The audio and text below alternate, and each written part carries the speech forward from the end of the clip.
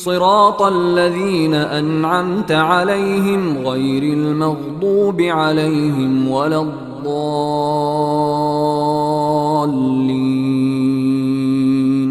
ان لوگوں کا راستہ جن پر تو نے انعام فرمایا، جن پر تیرا غضب نہیں ہوا اور جو بھٹکے ہوئے نہیں ہیں۔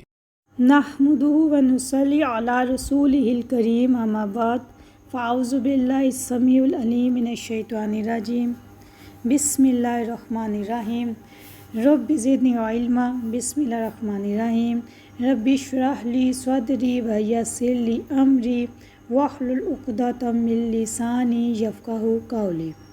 السلام علیکم ورحمۃ اللہ وبرکاتہ۔ آج ہم آیت نمبر 7 پر ہیں۔ اس کو آیت نمبر 6 اور 7 بھی کہا جاتا ہے کیونکہ درمیان میں لام ڈلا ہوا ہے۔ اس کا مطلب یہ ہے صراط الذین۔ ہم یہاں پہ پہلے روٹ ورڈ دیکھ لیتے ہیں۔ صراط، صراط کا مطلب ہے راستہ اور اس کا روٹ ورڈ ہے صاد را طا۔ یہ ہم نے کل کی آیت میں بھی پڑھا تھا۔ صراط، صراط وہ خاص راستہ ہے جو سیدھے راستے پہ چلا، جو جنت کی طرف جاتا ہے۔ الذین، اب آپ یہاں پہ دیکھیں کہ جو الذین میں یہ نیا لفظ آیا ہے، ان لوگوں کا۔ الذین، الذی کی جمع ہے۔ نارملی اردو زبان میں ہم لفظ کو جوڑنے کے لیے استعمال کرتے ہیں کا، کی، کے وغیرہ، تو اسی طرح عربی زبان میں جوڑنے کے لیے جو لفظ استعمال ہوتا ہے الذی هو الذی لا الہ الا هو الرحمن الرحیم۔ یا پڑھتے نا تو الذی وہ لازینہ ذات، اور آگے سے اس کا ترجمہ ہوگا یعنی ملانے کے لیے استعمال کرتے ہیں۔ انعمتا، انعمتا اس کا روٹ ورڈ ہے نون عین میم، نام، نام کہتے ہیں نعمت کو، انعام کو۔ انعمتا، تو نے انعام کیا۔ اگر ہم الف اور تا کو الگ کر لیں تو نون عین میم نام بنتا ہے، اور یہاں پہ نام جو ہے وہ نعمت کے معنوں میں آتا ہے۔ اب آپ یہاں پہ دیکھیں انشاءاللہ تعالیٰ اگر آگے ہم قرآن میں پڑھیں گے کہ تا کے اوپر زبر ہوگا تو وزن مذکر کے لیے استعمال ہوتا ہے، تا کے نیچے زیر ہوگی تو مؤنث کے لیے، تا کے اوپر پیش ہوگی تو نے یا آپ نے، اور تا جب ساکن حالت میں ہوگی۔ 4 حالتوں میں ہم اس کو انشاءاللہ تعالیٰ اس قرآن مجید میں پڑھیں گے۔ علیہم، اس کا روٹ ورڈ ہے، 2 لفظ کو ملا کے بنایا ہے کہ علی اور ہم، ان سب پر 2 الفاظ کا مرکب ہے۔ علی، اس کو کہتے ہیں اوپر، اور ہم ان کے، جیسے ہم دیکھتے ہیں علی، علیہ، علیہم، علیکم، یعنی علی جو ہے یہ 2 یا 2 سے زیادہ لفظوں کو اکٹھا کر کے پڑھا جاتا ہے۔ علیہم غیری، غیری نہ سوائے، اور اس کا روٹ ورڈ ہے غاف، غائن یا رے۔ جیسے ہم نارملی ہم پڑھتے ہیں اردو زبان میں، ہم بولتے ہیں کہ جب ہم نے غیروں میں رشتہ کر لیا، غیر جو اپنا نہ ہو، ٹھیک ہے۔ المغضوبی، غصہ کیا گیا، یہ ہے غائن، ضاد اور با۔ ال جو ہے وہ خاص لوگوں کے لیے استعمال ہوتا ہے، خاص چیز کے لیے۔ اگر ہم ال کو اور میم کو نکال دیں گے تو باقی بچ جائے گا غضب۔ غضب کہتے ہیں غصے کو، اور جس پر غصہ کیا گیا، کس پر کیا گیا یہ نہیں بتایا گیا یہاں پہ۔ والا اور نہ، الضالین گمراہ ہوئے، اس کا روٹ ورڈ ہے ذات، لام، لام، اور اگین ال خاص چیز کے لیے آتا ہے، اور لال یعنی گمراہ، گمراہی سے نکلا ہے۔ اب یہاں پہ آپ دیکھیں چونکہ یہ آیت لمبی ہے تو اس کی تفسیر بھی تھوڑی لمبی ہو جائے گی، مے بی 2 آڈیوز میں ہو جائے، ٹھیک ہے۔ آپ نے اس کو دھیان سے سمجھنا ہے اور اس کے معنی پر، تفسیر پر غور کرنا ہے۔ یہ بہت امپورٹنٹ آیت ہے۔ صراط الذین انعمت علیہم غیر المغضوب علیہم ولا الضالین، آمین۔ ان لوگوں کے راستے پر جن پر تو نے انعام فرمایا، جن پر نہ غصہ کیا گیا اور نہ وہ گمراہ ہیں، یعنی اس سے مراد یہ ہے کہ جو ہم دعا مانگ رہے تھے پچھلے حصے میں اگر ہم دیکھیں تو پچھلی آیت ہم نے دیکھی تھی، اللہ تعالیٰ سے ہم دعا مانگ رہے ہیں کہ اہدنا الصراط المستقیم، اللہ تعالیٰ ہمیں سیدھے راستے پر چلا، اور اس کے ساتھ ہی اگلی آیت میں یہ والا دیا گیا ہے کہ اللہ تعالیٰ ان راستوں پر ہمیں چلانا۔ پہلے حصے میں ہم نے اللہ سے دعا کی تھی کہ اللہ تعالیٰ ہمیں سیدھے راستے پر چلا، صراط مستقیم پر، جن پر تو نے وہ لوگ جو صراط مستقیم پہ چلنے والے کون سے لوگ ہیں، جن پہ تو نے انعام کیا، اور ان لوگوں کے راستے پر نہ چلا جن کے اوپر تو غضبناک ہوا اور جو گمراہ ہے۔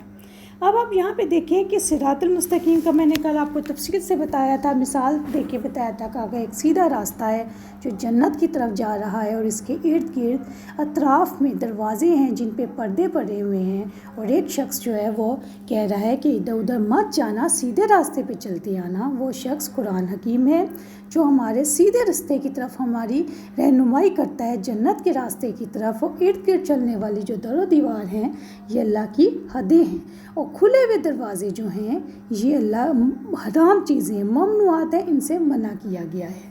تو ہماری یہاں پہ اللہ تعالیٰ کہتے ہیں کہ یہاں پہ جو کہ آپ کو میں نے بتایا تھا کہ اللہ تعالیٰ نے پہلے بتا چکے ہیں کہ اس حدیث قدسی میں شروع میں نے آپ کو بتایا تھا کہ سورۃ فاتحہ کے 2 حصے ہیں، ایک حصے میں اللہ تعالیٰ فرماتے ہیں کہ اللہ تعالیٰ کی تعریف بیان کی جاتی ہے، دوسرے حصے میں اللہ تعالیٰ کہتے ہیں کہ یہ میرے بندے اور میرے لیے ہے، یعنی جو میں یہ بندہ مانگے گا میں اس کو پورا کروں گا۔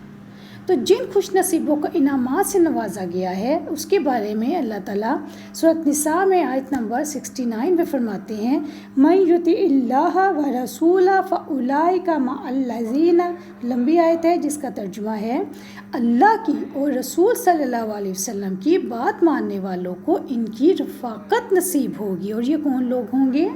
جو انعامات سے نوازے گئے، اور وہ انبیاء، صدیقین، شہداء اور صالح لوگ ہیں۔ ایسے لوگوں کی راہ کا یہ مطلب ہے کہ ہمیں بھی حضور صلی اللہ علیہ وسلم کی اللہ تعالیٰ توفیق عطا فرمائیں۔ اس دعا کا یہ مطلب ہے کہ اللہ تعالیٰ ہمیں بھی اس لسٹ میں شامل کریں جن سے تیرے خاص بندے نوازے گئے۔ یہاں پہ یہ مطلب ہے کہ ان لوگوں کا جن پہ تو نے انعام کیا، اللہ سے دعا کی جا رہی ہے، پہلے تو اللہ سے دعا کی گئی کہ اللہ تعالیٰ ہمیں سیدھا راستہ دکھا، ان لوگوں کا راستہ جن پر تو نے انعام کیا۔ اور انعام کیا ہے؟ اللہ تعالیٰ کا انعام ہے کہ جو اللہ کے راستے پر چلیں گے ان کو ہدایت ملے گی اور انعام میں جنت ملے گی انشاءاللہ۔ انعام یافتہ لوگوں سے کیا مراد ہے؟ انعمت علیہم، انعام یافتہ لوگوں سے مراد وہ لوگ ہیں جن کو اللہ تعالیٰ نے دنیا میں ہدایت دی اور وہ اس ہدایت پر ڈٹے رہے، مستقیم رہے، سیدھے راستے پر ڈٹ کے مستقیم ہو کے استقامت کے ساتھ کھڑے رہے۔ اور یہ کون لوگ ہیں؟ جو اللہ تعالیٰ اور اس کے رسول صلی اللہ علیہ وسلم کی اطاعت کرتے ہیں اور اللہ کے رسول کی احکامات کو بجا لاتے ہیں، جو حضور صلی اللہ علیہ وسلم نے احادیث کی روشنی میں ہمیں بتایا اور کر کے دکھایا، ان کو وہ پورا کرتے ہیں، اور جن کاموں سے اللہ کے رسول نے منع کیا ان سے منع رہتے ہیں، ان کاموں کو نہیں کرتے، ان کاموں کو کرتے ہوئے ڈرتے ہیں جن سے ہمیں اللہ کے رسول نے منع فرمایا ہے۔ اور یہ وہ راستہ ہے جس پر وہ لوگ چلے جن پہ اللہ تعالیٰ کا انعام ہوا، جیسا کہ اللہ تعالیٰ نے فرمایا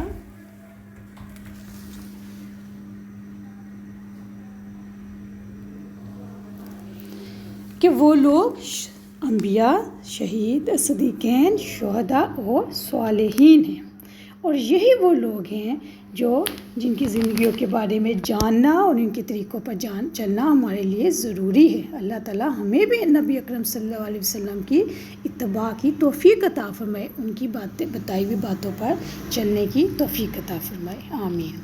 غیر المغضوبی، جن پر غصہ کیا گیا۔ اب یہ غصہ کیے ہوئے سے مراد کون لوگ ہیں؟ مغضوب میں کون کون سے لوگ آتے ہیں؟ اب ہم اس کے اوپر بات کریں گے۔ جن لوگوں نے حق کو پہچان کر اس کو ترک کر دیا، مثلا یہودی، یعنی حق کو پہچانتے تھے، ان پہ حضرت عیسیٰ علیہ السلام آئے اور انہوں نے ایک لمبے عرصے تک یہودیوں کو، پہلے تو انہوں نے فرعون کی چنگل سے، ظلم و ستم سے یہودیوں کو نکالا، اس کے بعد وادی طے میں لے کے گئے، وہاں پہ وہ اتنا عرصہ رہے، لیکن اس کے باوجود بہت سی انعامات پڑے۔ انشاءاللہ تعالیٰ ہم سورۃ بقرہ میں ان تمام انعامات کو دیکھیں گے جو اللہ تعالیٰ نے نبی اکرم حضرت موسیٰ علیہ السلام کی قوم پر اتارے، لیکن اس کے باوجود وہ قوم جو یہودیوں کی قوم تھی وہ مسلمان نہیں ہوئی، یہاں تک کہ چلتے چلتے یہ سلسلہ پھر حضرت یعقوب علیہ السلام تک پہنچا، اور حضرت یعقوب علیہ السلام کی جو آل اولاد تھی ان کو بنی اسرائیل کہا جاتا تھا، جہاں سے جن لوگوں کو اور ان کی امت کو یہودی کہا جاتا تھا۔ تو یہاں پر مغضوب علیہم میں ان لوگوں کا ذکر ہے، یعنی یہودیوں کا، جنہوں نے اللہ کو حق کو پہچانا لیکن اس کو ترک کر دیا، اپنی کتاب میں انہوں نے تبدیلیاں کر دی۔ اسی کے لیے اللہ تعالیٰ سورۃ المائدہ میں کہتے ہیں، سورۃ المائدہ آیت نمبر 60، مَلَّعَنَهُ اللَّهُ وَغَضِبَ عَلَيْهِ وَجَعَلَ مِنْهُمُ الْقِرَادَةَ وَالْخَنَازِيرَ، وہ جن پر اللہ تعالیٰ نے لعنت کی اور جن پر غصے ہوئے، اور ان میں سے جن کو اس نے بندر اور سور بنا دیا۔ استغفر اللہ۔ اس کے بارے میں ہم انشاءاللہ مزید بات کریں گے اگلی ویڈیو میں۔ السلام علیکم ورحمۃ اللہ وبرکاتہ۔